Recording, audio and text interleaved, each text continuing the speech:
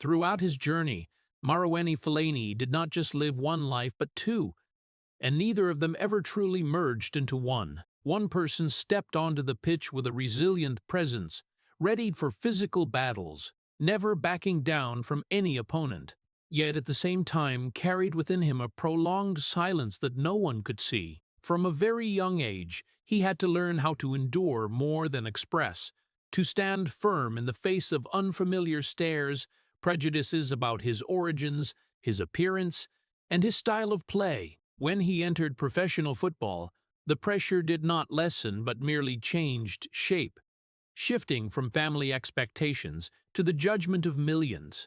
There were nights after matches when the echoes of boos still rang in his head. He said nothing, did not react, only remained silent the way he had his entire life. Fellaini's will did not come from bursts of emotion or declarations, but from the ability to stand firm when no one else stood beside him. He kept stepping onto the pitch, kept playing, not to prove anything to the world, but simply to avoid collapsing under his own loneliness. That second life, where he hid everything fragile, was what sustained him through the harshest years.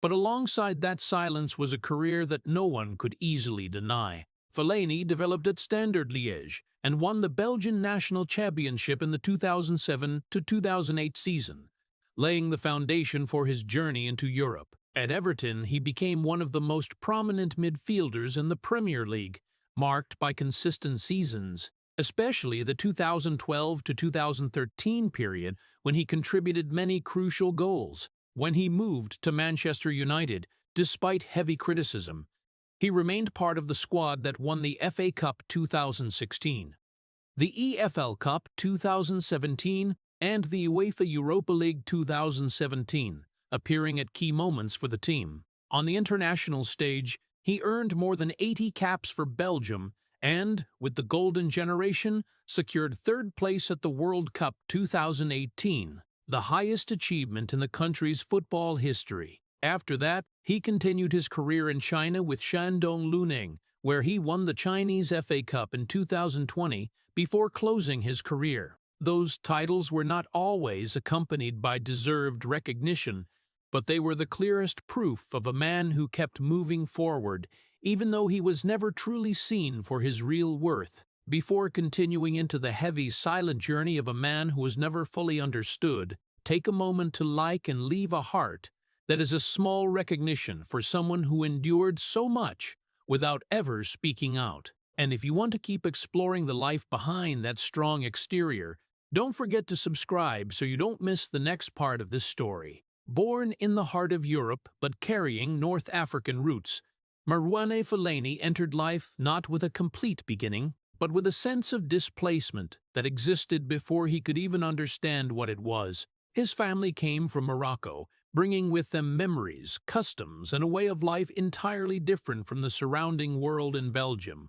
where everything seemed modern and open, yet invisibly built boundaries that were not easy to see. From a very early age, Fellaini was not entirely like other children, not only in appearance, but in the way people looked at him. The stares that lingered a little longer than usual, the pauses in conversations, the unspoken feelings that were always present, all gradually made him realize that he stood in a different place, somewhere not exactly rejected, but never truly accepted. His family did not have the stability that many consider a foundation. His father, a man once connected to football in Morocco, upon arriving in Belgium, had to face a much harsher reality, where passion was no longer enough to support a family. Hard labor, long days without rest, financial pressures tied to every meal, every bill, created an atmosphere where worry silently existed. His mother also did not have the chance to live an easier life,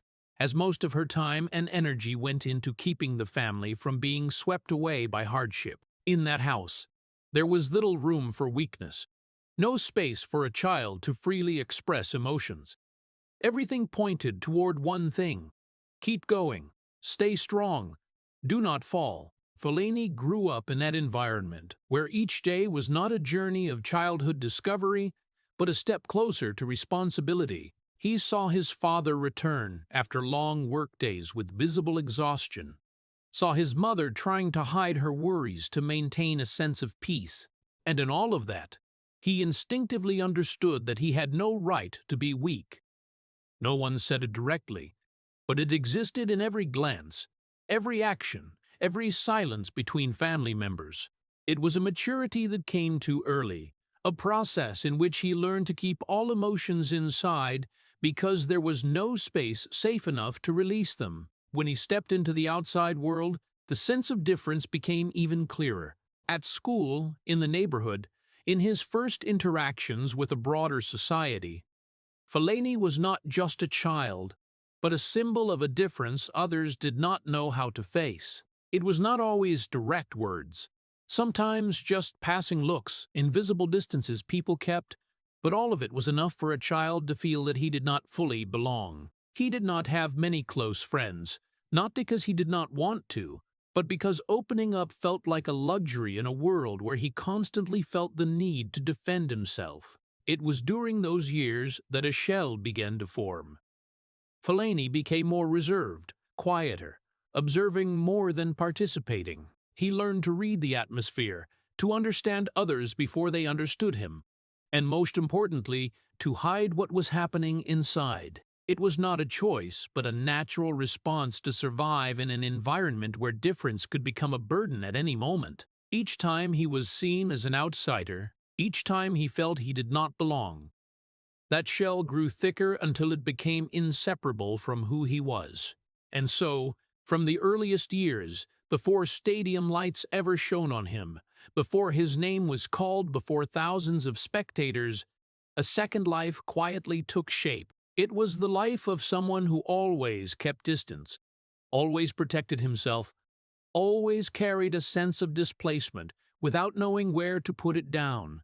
There was no single moment that marked this change, no major event to explain it, just a long series of small, repeated experiences that gradually shaped a person who, even at the peak of football, would never fully escape the feeling of living between two worlds and belonging completely to neither. In the confined space of a home where worries never ceased, the figure of Marouane Fellaini's father appeared as an irreplaceable pillar, but also an unavoidable pressure. He had once been connected to football in Morocco, had known the feeling of standing on the pitch, the desire for recognition.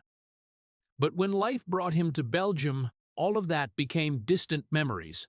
In their place were long workdays, short sleep, and an unspoken regret. From there, a silent expectation was placed on Fellaini's shoulders, not through promises, but through stern looks and prolonged silence. His father did not speak much about dreams, but every action carried a clear message. His son had to achieve what he could not. It was not harsh coercion, but a subtle pressure woven into every training session, every reminder, every dissatisfied look when Fellaini was not good enough. Praise was rare, demands constant. Strength was not a choice, but a standard. And when that standard became the only measure, Fellaini understood that weakness had no place in his world. Football training was not just physical practice, but a way his father passed on the philosophy of life. Every fall meant he could not stay down long. Every mistake had to be corrected immediately. No time to complain, no space to explain emotions. If he was hurt, he had to get up. If he failed, he had to try again. Bit by bit, it shaped not only a player who could endure contact, but a person accustomed to hiding what was inside. Emotional sharing in the family was almost non-existent. No long conversations about sadness or fear.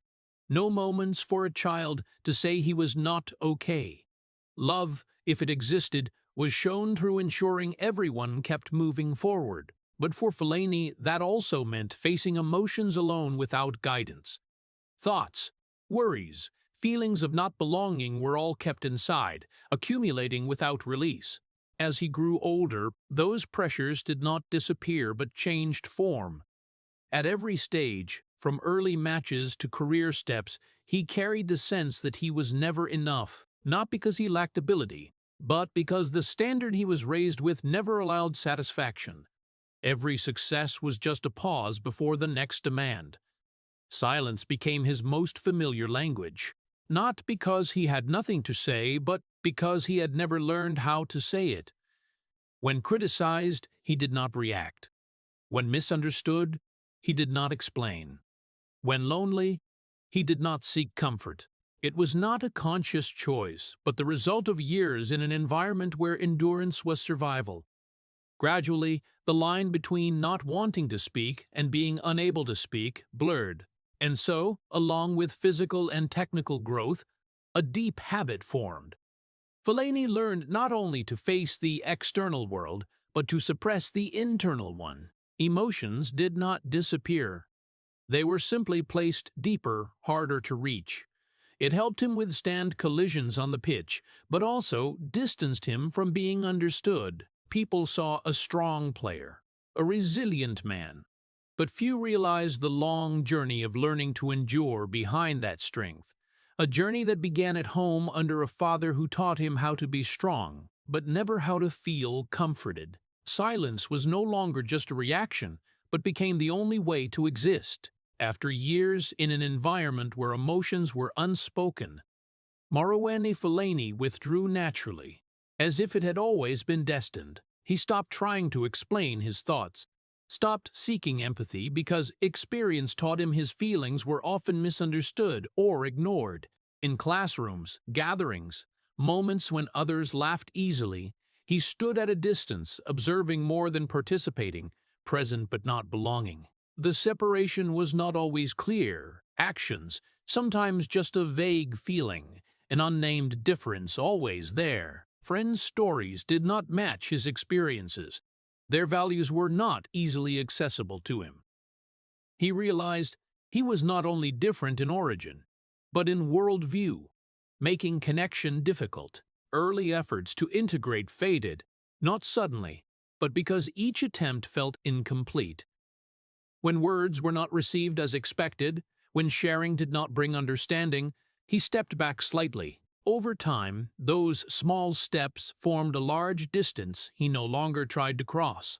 He learned to keep thoughts to himself, not expect understanding, and accept that silence was more comfortable than being misunderstood.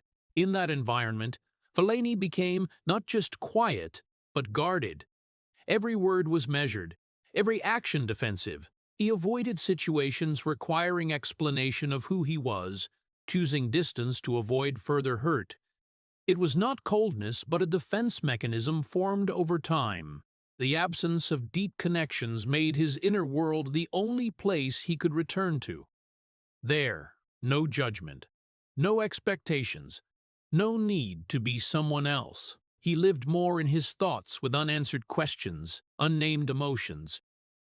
It was a quiet but heavy space, clear to him, but impossible to share. Over time, not being understood no longer troubled him, but became part of life. He stopped asking why, stopped seeking answers. Acceptance did not bring relief, only stillness. In that stillness, a new person formed, one who could stand alone, continue without recognition, but drift further from being understood. It was in this period that his second life became clearer than ever. Externally, he was a child like others, going to school, training, interacting. Internally, he lived in a different rhythm, slower, deeper, harder to reach. The two worlds existed in parallel, never merging, growing further apart. It protected him from direct hurt, but cost him the ability to share himself. And perhaps the saddest part was not that he was not understood, but that he stopped expecting it. When a person no longer hopes to be understood, they stop expressing themselves. For Fellaini, it was not a decision, but the result of countless repeated experiences. He continued living, moving forward, carrying an inner world no one knew, filled with everything never spoken and perhaps never to be. And when the outside world felt too distant, when understanding seemed unreachable, Marouane Fellaini found the one place where he did not need to explain who he was. The football pitch, not a person, not a relationship, but a space. There, he did not need to talk, explain emotions, or fit standards he never belonged to. Running, battling, falling, rising, that was enough to exist clearly. Football did not ask where he came from, did not care if he was different, it only responded to what he showed. For the first time, he felt seen through ability, not difference. Yet even there, it was not easy. Training was not just practice, but self-imposed pressure. No one demanded more, but he demanded it of himself, as if compensating for every distance he had ever felt. When others stopped, he continued. When his body tired, he pushed again, not because he felt no pain, but because he never allowed himself to stop. Sweat, collisions, falls became part of a process he believed would bring recognition, though he was unsure it existed. Over time, his physique stood out height, strength, aerial ability. But that also shaped perception. People saw not an individual, but a tool, someone to use physical strength for advantage. Praise, if any, focused on physicality, surface traits. Again, he was seen but not understood. It did not stop him, it pushed him further, each step an attempt to prove he was more than what others thought. But the further he went, the clearer it became that recognition did not equal understanding. He could perform well, contribute, become important, yet still not be seen as a complete person. Early successes came, quiet but enough to open doors. He gained attention, seemed to approach what many call success. Yet inside, little changed. Silence remained, displacement remained, the second life remained. Football gave him space to breathe, but could not heal what had formed long before. It helped him stand, continue, but could not fill the void he carried. And perhaps the hardest truth was that even while moving forward, he never felt he had truly arrived anywhere. Each step was an attempt to escape the past, yet a reminder it never left. He kept training, playing, building an image visible to the world. But inside he remained the child at the margins, the person who learned not to expect understanding. And in that duality, between the powerful Fellaini on the pitch and the silent one within, his life continued, step by step, never stopping, yet never truly light. When professional football opened its doors, Marouane Fellaini entered a world that seemed to hold answers, but instead made questions clearer. At Standard Liège, everything was faster, harsher, colder. No longer unseen effort, every move was watched, judged, remembered. He had to prove not just existence, but worth. Early days were not easy. He was not destined to shine immediately, not favored, not central. He had to force his way into a structured team. Again, he was the one who had to do more to be seen. Long training, heavy collisions, physical strain. He had no choice but to continue. Opportunities came, few, but enough.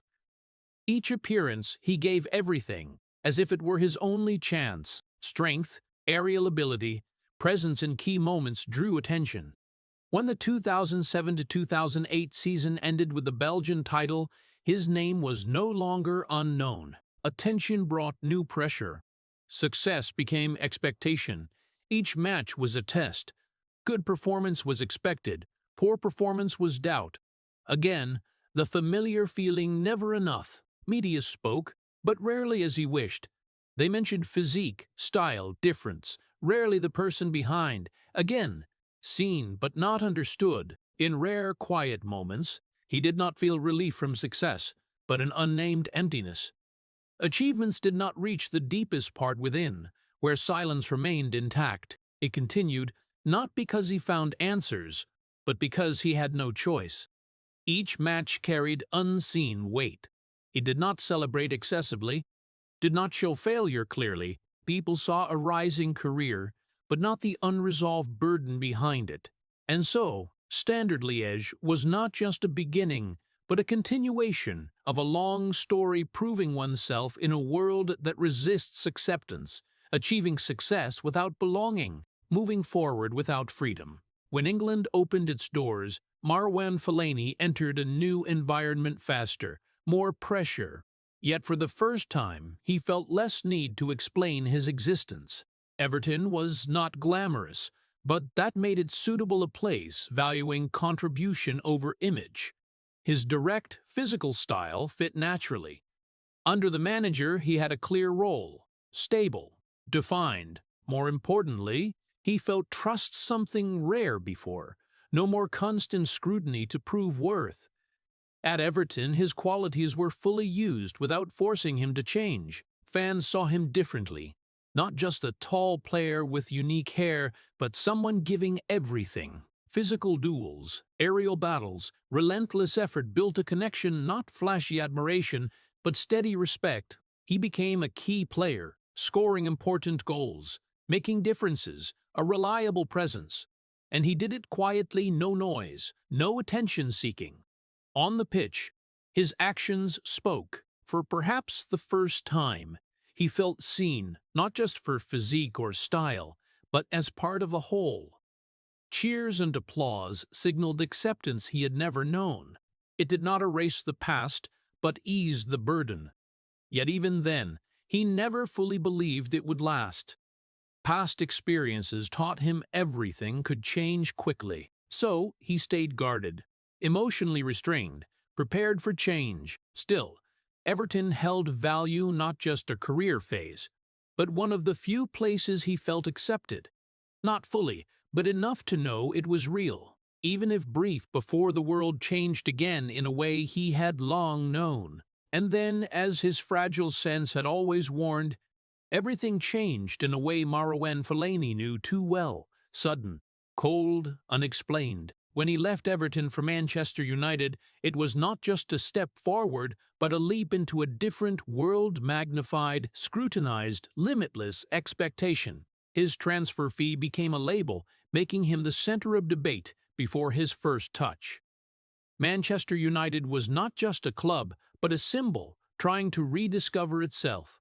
In that context, Fellaini was not just a new player, but a sign of transition many resisted. He was placed into a narrative beyond his control. Every move became a statement others interpreted. Early matches brought no relief, only doubt. Size, harsh media. He was judged not just on performance, but expectations he was deemed unable to meet. Criticism rose quickly, as if waiting for confirmation. Comments extended beyond football appearance, style, movement, all mocked. Strengths at Everton became limitations here. Again, seen but not understood. No one cared about his adaptation, his changes, his pressure. They saw only unmet expectations. Pressure also came internally: competition, tactical changes, different managerial demands. Each adjustment risked losing what defined him. He fought not just for position, but identity. Criticism became prolonged, not temporary. Every match carried weight.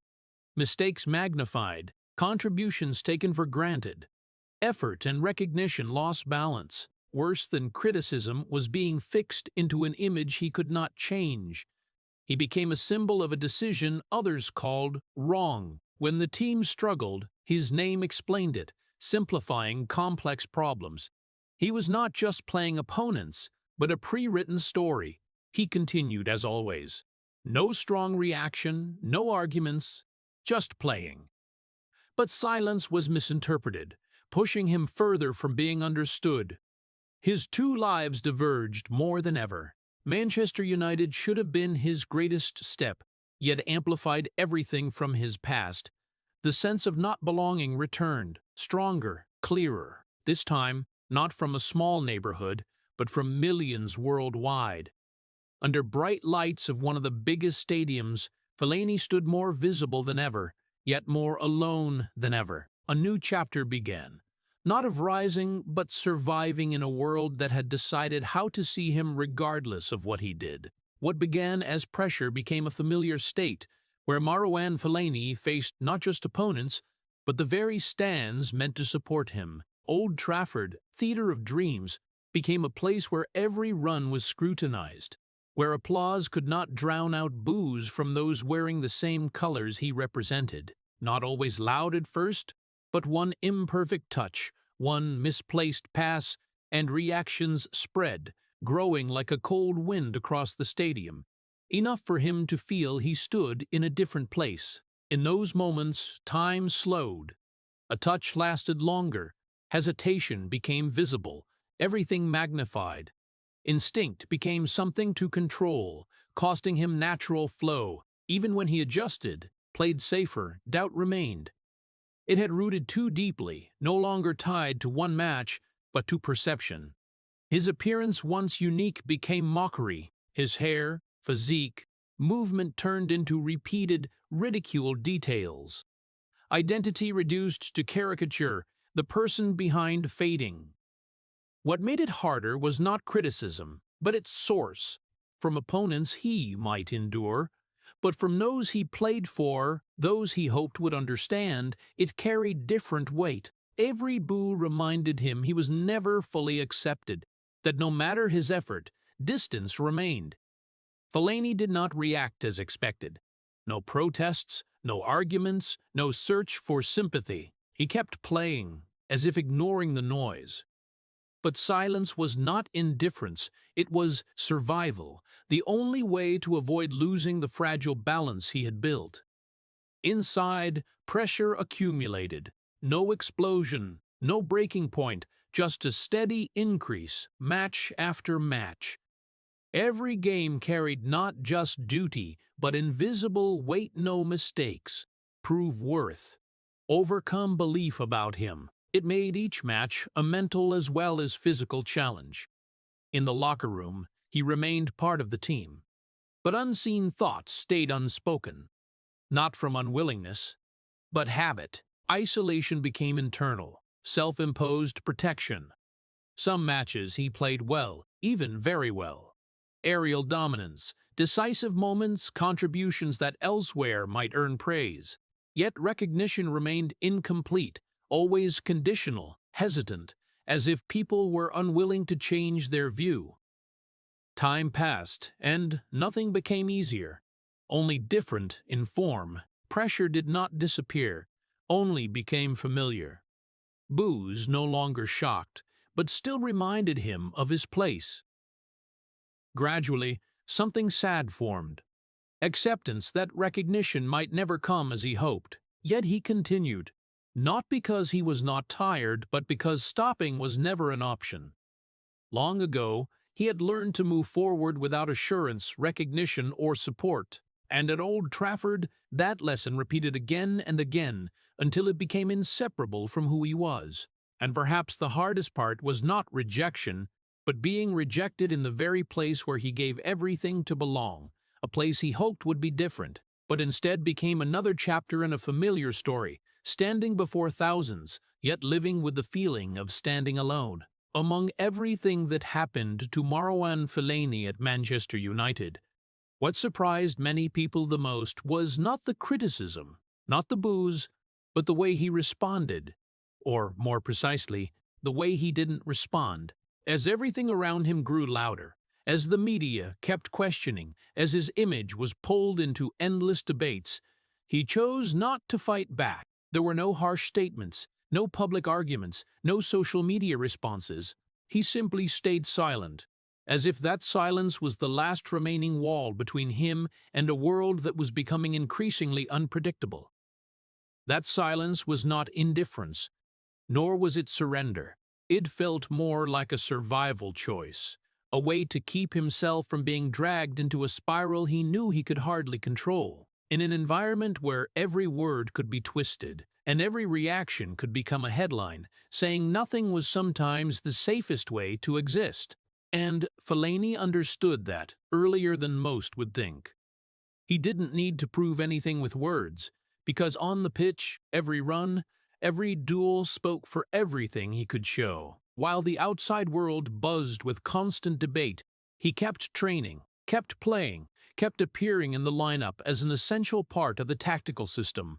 But behind that consistency, pressure kept building over time. Every match was not just an opportunity, but also a test, where he knew he would be judged not only for what he did well, but also for what others believed he hadn't done enough. And when the standard kept shifting in unclear ways, a sense of unease became familiar every time he stepped onto the field. Not reacting outwardly did not mean nothing was happening inside. On the contrary, that silence allowed everything to accumulate more deeply. The criticism didn't disappear. It simply went unanswered. The doubtful looks didn't change. They were just absorbed in silence. And over time, all of it began forming an invisible pressure, something that couldn't be seen but was always present.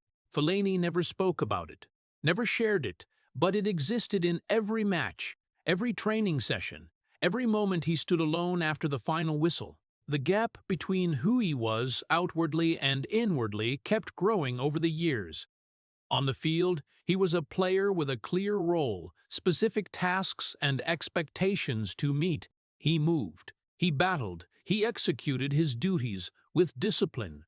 But inside, he was still someone carrying many unspoken things, someone used to keeping everything in silence.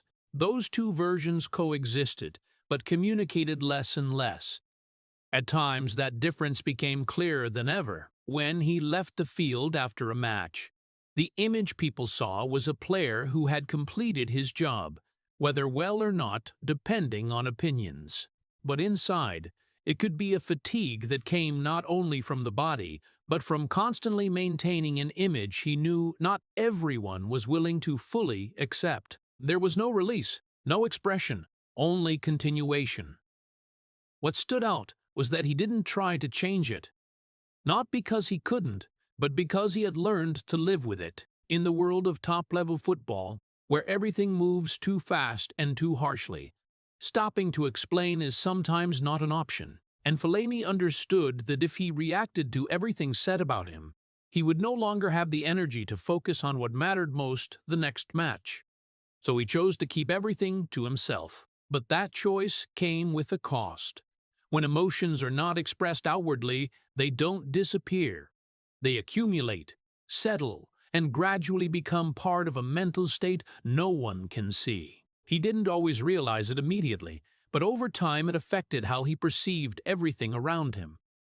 Praise felt lighter, criticism became more familiar, and the line between the two blurred. In the locker room, he was still part of the group, still communicating, still working with teammates.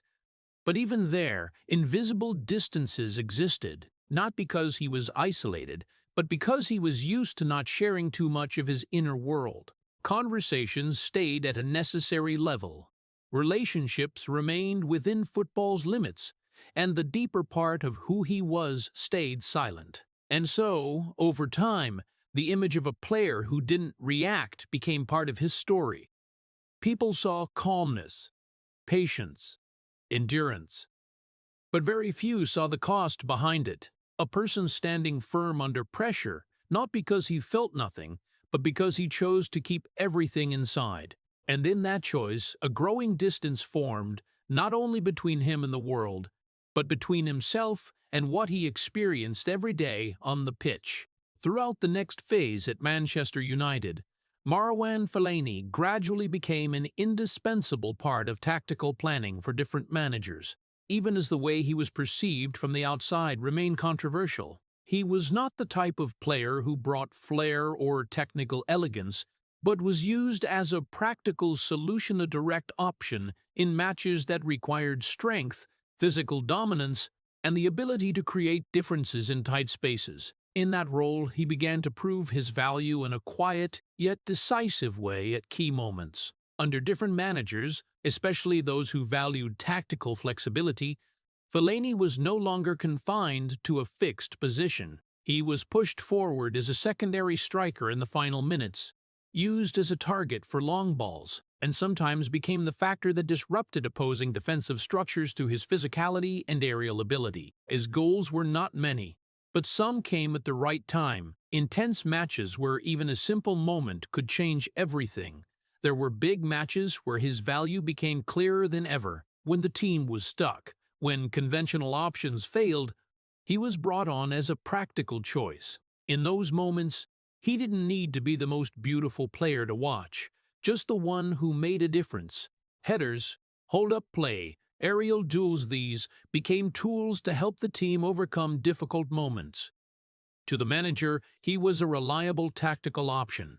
To teammates, he was a support point under pressure. Yet, despite his clear contributions, the way he was viewed from the outside did not change accordingly. He was recognized as an effective solution, but rarely loved as a symbol. Praise for him was often functional rather than emotional. People spoke of him as a tactical option, an emergency solution, rather than a player admired for style or personality. This created a long-standing paradox in his career: a player of real practical value, but lacking emotional connection with the majority of fans. Professional recognition was not enough to fill that gap.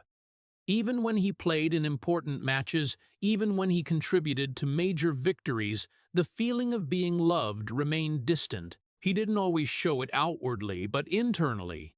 The difference between being needed and being liked was something he felt clearly. He knew he was important in specific moments, but that didn't mean he was fully embraced. During those years, he continued doing his job consistently. No complaints, no demands for more recognition than what he earned on the pitch. He accepted his role, understood its limits, and performed it with near-perfect professionalism. But acceptance did not mean satisfaction. Deep inside, there remained a very human desire to be seen not just as a tool, but as a complete individual. There were moments when he stood on the field after a successful play, after a goal or key contribution, and looked around. The cheers might rise, recognition might appear, but it didn't last long enough to become stable. Soon, everything returned to its familiar cycle. The next expectation, the next match, the next pressure. And in that loop, fulfillment was always delayed, always somewhere ahead, but never truly arriving. What made this journey complex was not a lack of success, but the fact that success did not come with emotional connection. He was used, trusted in specific situations, but not placed at the center of affection. That separation meant that every contribution, no matter how important, carried a sense of incompleteness. Over time, Fellaini became a unique figure in the squad, a player everyone knew how to use, knew when to rely on, but not always how to feel about. He was neither discarded nor celebrated, but existed in between, where his value was acknowledged but emotions toward him did not fully match. And in that strange balance, he continued his career, remaining important while always standing on the line between being needed and being truly loved, a line he never fully crossed. After years of doubt, judgment, and labels, wearing the Belgium national team jersey gave Marouane Fellaini a different feeling: not complete liberation, but at least a space where he no longer had to fight prejudice alone. In the red shirt, he was no longer a controversial club figure, but part of a golden generation where big names carried a nation's expectations. In that environment, for the first time in a long while, he felt a form of recognition not only from tactics, but from shared belief in collective strength. In major tournaments, especially the World Cup 2014 and the World Cup 2018, Fellaini was not the most talked-about star, but one of the most decisive figures at key moments. He appeared in matches where the team needed a shift in rhythm, aerial strength, or a stabilizing presence under pressure. His headers, physical battles, and quiet turning points helped shape a different image of him: a player. Not flashy, but effective. Not widely loved, but respected internally. In Belgium's colors, those moments gave him something club football sometimes could not: positive public recognition. Fans began to see another version of Fellaini, not just the controversial Manchester United player, but an important part of a historic national journey. At the World Cup 2018, when Belgium finished third, his celebrations after key contributions became rare memories where recognition felt more complete, unclouded by usual prejudice. Yet even then, recognition was temporary. It existed within the tournament, within days when the world focused on one event. When it ended, when life returned to normal, When he went back to his club, everything returned to its old path. Praise faded, debates resurfaced, and his familiar image returned, not as a celebrated figure, but as someone who still had to prove himself. This created a strange cycle in his career. At international level, he had moments of recognition, acknowledged as part of collective success. But at club level and in daily media, those moments were not enough to fully change perception. The difference between being remembered in a tournament and being loved across a journey became clearer than ever. And in that gap, he continued to exist. No one could deny his contributions. Numbers, matches, decisive moments all proved it. But football is not just numbers. It is emotion, connection between player and fans. And in that aspect, Fellaini always stood in a hard-to-define place. He was respected for effectiveness, but not always loved for who he represented. Recognition came, but never stayed long enough to become stable. Looking back at major tournaments, people remember Belgium as a strong, talented team, and Fellaini as part of it. But when tournaments ended, his personal story returned to its familiar state of player, always between being needed and being liked.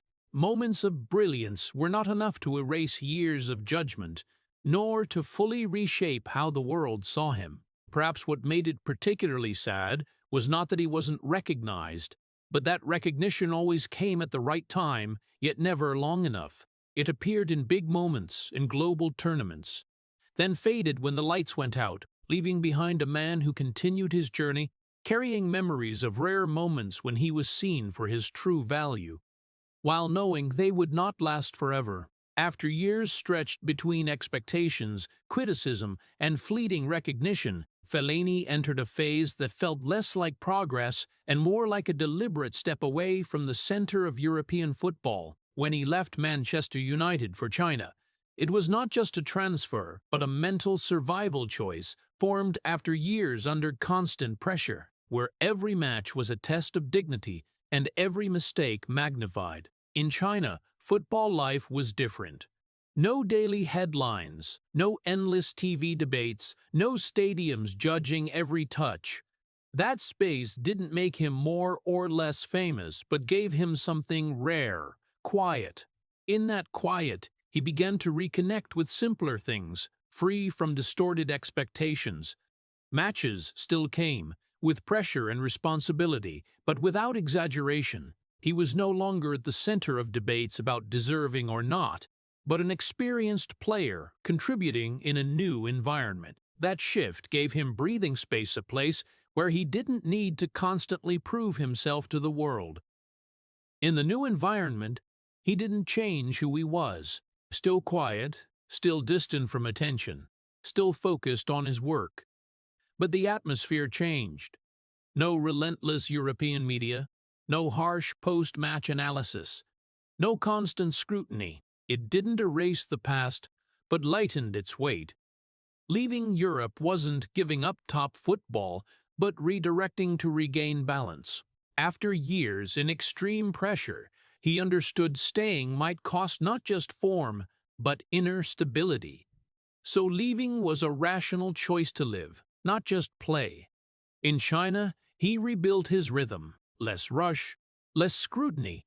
Still training, still playing, but in quieter space. It allowed him to see his journey not as constant pressure, but as adaptation through roles from doubted talent to criticized player to key tactical piece, and finally someone seeking peace. Distance from Europe was not just geographical, but about pace, expectations, perception. There he wasn't at the center of narratives, just part of another system. In that simplicity, he found a freedom he hadn't known he needed. Yet the past remained. Manchester years, boos, misunderstandings, all stayed as memory, not heavy as before, but shaping how he responded to the world. Leaving wasn't just exiting a league, but a version of himself used to constant pressure. His time in China marked a quiet transition, not a grand ending or exciting beginning, but a phase of learning to live outside the spotlight. In that silence, He realized not every journey must be defined by peaks. Sometimes continuing in a less pressured space is how one preserves oneself. After stepping away from Europe's spotlight, his life entered a state largely unknown to the public.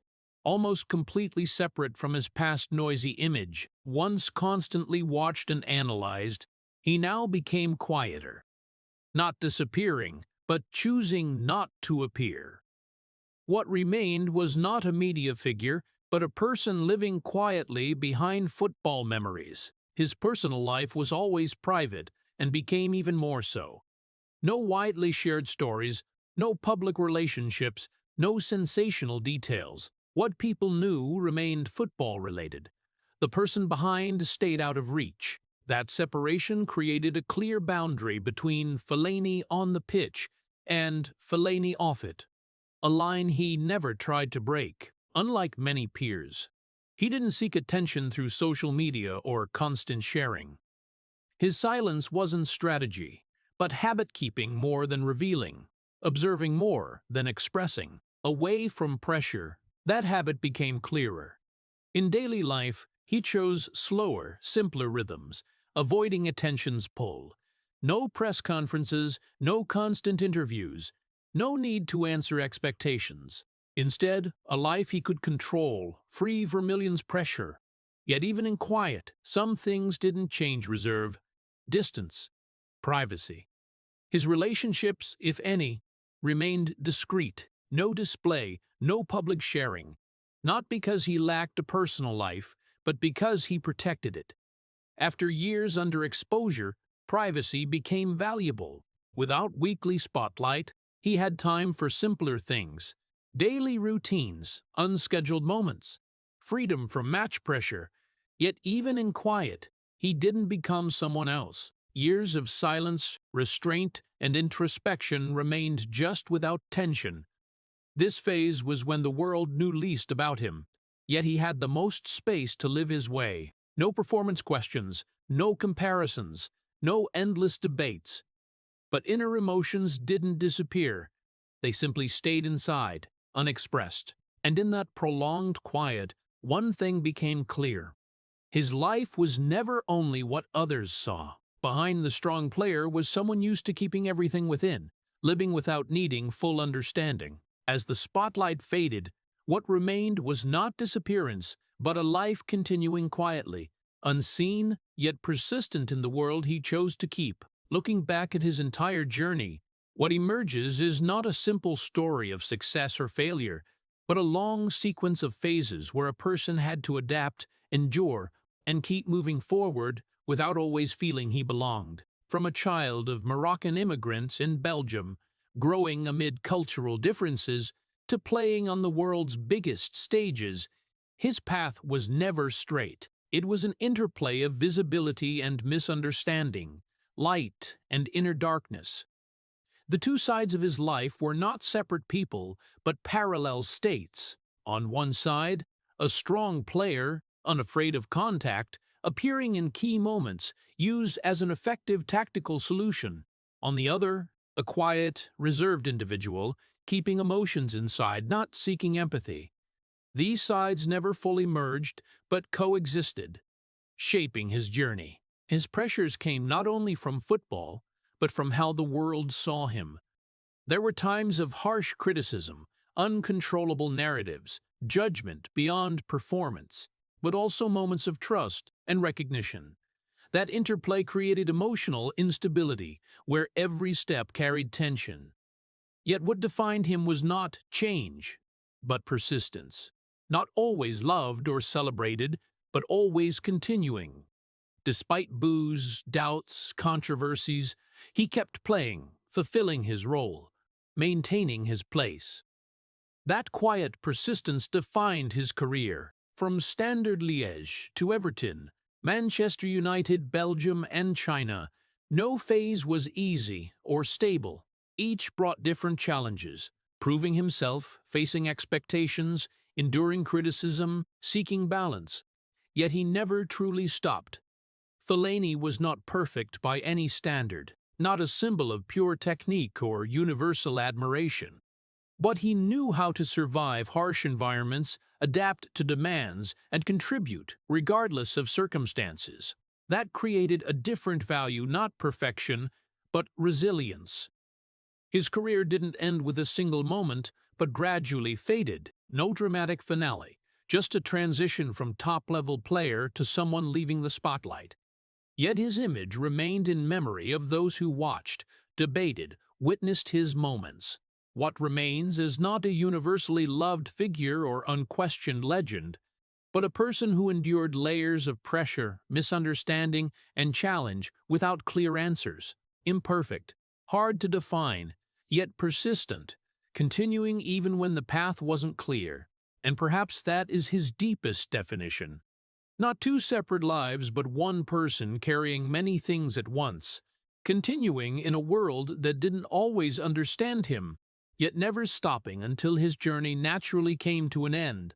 Looking back at Marouane Fellaini's journey, what lingers is not just the image of a tall player with distinctive hair, but a life layered with meaning where success, misunderstanding, and loneliness coexisted. From a Moroccan immigrant child in Belgium to global stages like Manchester United in the World Cup 2018, he stood between two worlds, an outer world of strength and tactics, and an inner world of silence and endurance.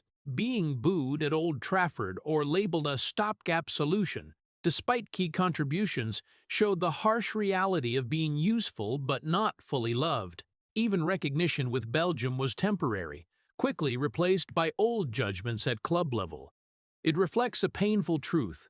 Value does not always come with understanding. His story is not just football, but a lesson about modern life where many live with two versions of themselves to survive. For audiences in the United States where success and image pressures are immense, his journey reminds that persistence often comes not from victory, but from standing firm without proper recognition. Fellaini is not perfect, but his resilience, silence, and persistence create a deeper form of respect, honoring those who keep going even when the world never truly understands them. If Fellaini's story has touched you, subscribe to the channel so you don't miss the journeys behind the spotlight, where truth and emotion lie deeper than what we see. Thank you for listening until the end of the video, and see you in the next story, where we continue exploring quiet but powerful lives.